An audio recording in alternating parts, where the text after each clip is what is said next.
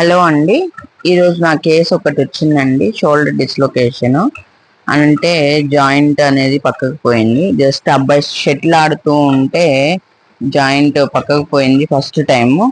Just ఇలా set చేసుకోగానే normal వచ్చేసింది అబ్బాయికి. మళ్ళీ సెకండ్ టైం షటిల్ ఆడుతుంటే ఇలాగ వచ్చింది. సో నా దగ్గరికి వస్తే ఇలా రెడ్యూస్ చేసామండి.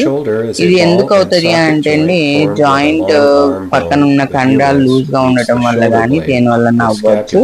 ఇక్కడ చూడండి ఎలా అవుతుందో చూడండి. ఎముక అనేది ముందుకి ఎలా జరుగుతుందో చూడండి.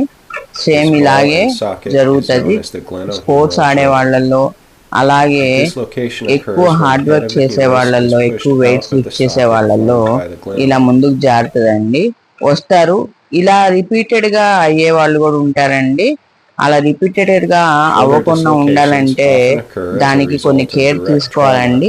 అది ఏంటి అని అంటే, జాయింట్ డిస్లొకేషన్ అయిన తర్వాత మనం రెడ్యూస్ చేస్తాము. మళ్ళీ అదే పొజిషన్ లో పెట్టిన తర్వాత దాన్ని మినిమం ఒక 3 వారాలైనా కానీ ఆ జాయింట్ ని కదిలీకుండా ఇమ్మొబిలైజేషన్ చేస్తామండి. షోల్డర్ ఇమ్మొబిలైజర్ పెట్టేసి అది చేసుకోగలిగితే ఇలాంటి సమస్యలను రిపీటెడ్ గా రాకుండా ఉంటాయండి.